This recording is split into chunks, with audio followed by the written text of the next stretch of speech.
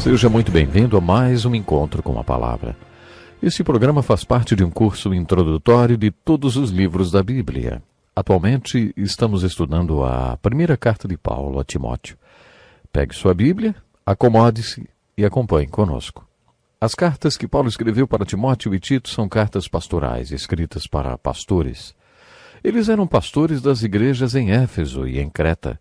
No programa de hoje encerraremos o estudo da primeira carta de Paulo a Timóteo. No final de sua carta, Paulo escreveu a Timóteo assim: Os presbíteros que lideram bem a igreja são dignos de dupla honra, especialmente aqueles cujo trabalho é a pregação e o ensino, pois a Escritura diz: Não amordace o boi enquanto está debulhando o cereal, e o trabalhador merece o seu salário. Não aceite acusação contra um presbítero se não for apoiada por 2 ou 3 testemunhas. Os que pecarem deverão ser repreendidos em público para que os demais também temam. Eu o exorto solenemente, diante de Deus, de Cristo Jesus e dos anjos eleitos, a que procure observar essas instruções sem parcialidade, e não faça nada por favoritismo. Não se precipite em impor as mãos sobre ninguém, e não participe dos pecados dos outros. Conserve-se puro. Não continue a beber somente água. Tome também um pouco de vinho por causa do seu estômago e das suas frequentes enfermidades. Os pecados de alguns são evidentes, mesmo antes de serem submetidos a julgamento, ao passo que o pecado de outros se manifestam posteriormente. Este foi o assunto das epístolas pastorais de Paulo. Estamos estudando 1 Timóteo, depois Tito e depois 2 Timóteo. A principal preocupação de Paulo era com o caráter dos homens na liderança da igreja. Para que a igreja seja testemunha de Jesus Cristo neste mundo, precisa ser feita de crentes cujas vidas exibam o fruto do Espírito. É vital que a igreja tenha líderes que atendam aos padrões que Paulo apresentou. No meio de todos esses conselhos, Paulo diz a Timóteo para não pecar, o que não implicava em beber um pouco de vinho por causa do seu estômago. Quando digo para você não pecar, não estou falando para você eliminar completamente o vinho da sua vida.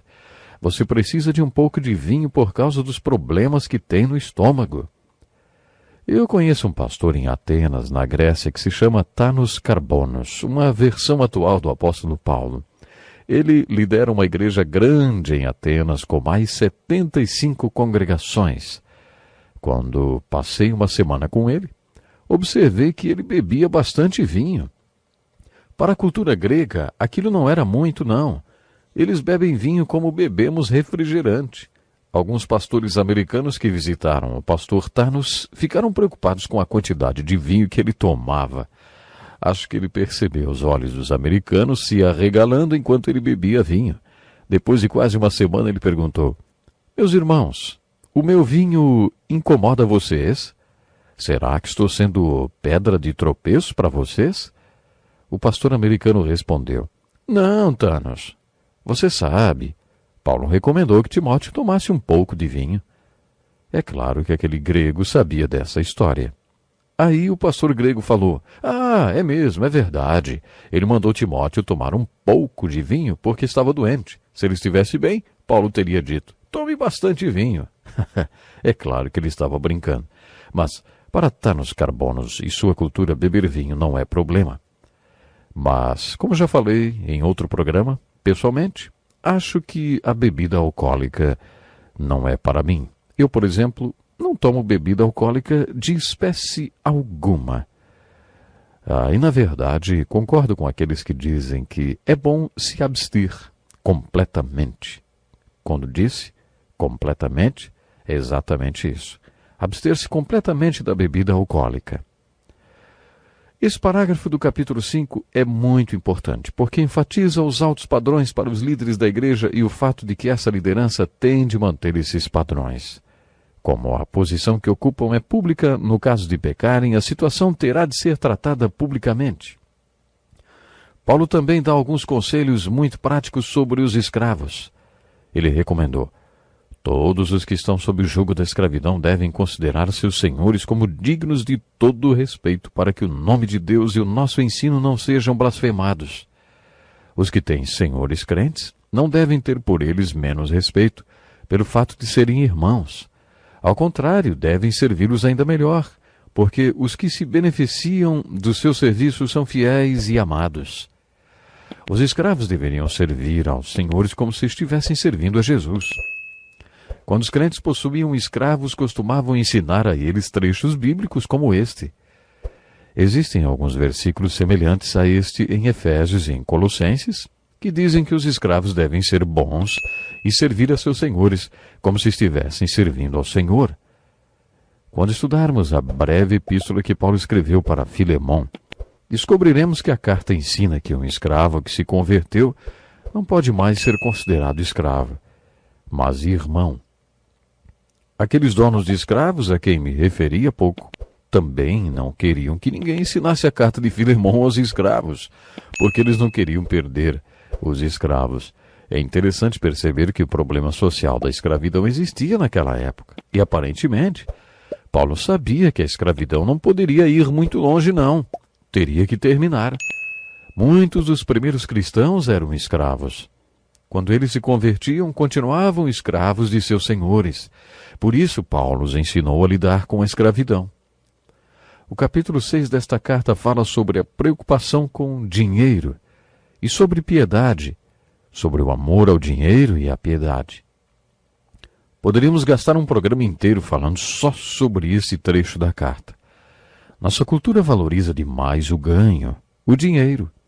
Desde que a criança vai para a escola, é ensinada a basear o seu valor em cima de suas conquistas. Desde a escola, seu desempenho é graduado através das notas e, por esse número, seu desempenho é comparado com o de outros alunos. Ao final do curso, de acordo com seu desempenho, a criança se forma com honra ou apenas se forma. Ou, às vezes, nem se forma. Quando nosso filho estava no 2º ano do colegial, minha esposa e eu tivemos uma reunião com o diretor da escola. Nosso filho tinha perdido 2 meses de aula por causa de uma cirurgia ortopédica. Ele não tinha conseguido nota em geometria e quase entrou em crise. Nós ficamos muito preocupados. Ele repetiu e no outro ano saiu-se muito bem. Mas quando ele estava tendo insônia por causa desse problema, procuramos uma reunião com o diretor da escola. Ele nos disse assim: seu filho acha que o valor dele depende do seu desempenho na escola. Vocês precisam mostrar para ele que as coisas não são assim. Eu perguntei para o diretor: de onde o senhor acha que meu filho tirou essa ideia? Desde o primeiro dia de escola que ensinamos isso para ele? Com nota ou sem nota, ele é precioso para nós. Eu conheço homens maduros, com carreiras e profissões de sucesso, que ainda lutam com essa ideia de seu valor depender da sua capacidade de conquistar e desempenhar o seu papel. O que acontece com estas pessoas quando sofrem um acidente ou têm um derrame e não podem desempenhar suas antigas funções? Será que elas perdem o valor para si mesmas porque não conseguem mais o mesmo desempenho? Uma vez ouvi um pastor, o Dr. Alan Ripath, de Edinburgh, na Escócia. Eu o ouvi contar a seguinte história. Num sábado à tarde, enquanto ele preparava um sermão, sentiu-se mal, desmaiou e, quando recobrou a consciência, descobriu que tinha sofrido uma hemorragia vascular. Ele tinha sofrido um derrame. Durante 3 meses, sofreu com a visão dupla e não conseguia falar nem se mexer. Ele acabou recuperando-se do derrame e nos contou como Deus usou aquela experiência em sua vida e também no seu ministério. Depois de ter contado essa história para alguns pastores, ele perguntou: se Deus tirasse de você a capacidade para fazer tudo o que você faz hoje, como você se sentiria, hein? Você baseia o seu próprio valor de acordo com seu desempenho e conquistas? Paulo escreveu para Timóteo que existem algumas pessoas que ensinam que ficar rico é uma forma de amor, de piedade, e que é isto que importa.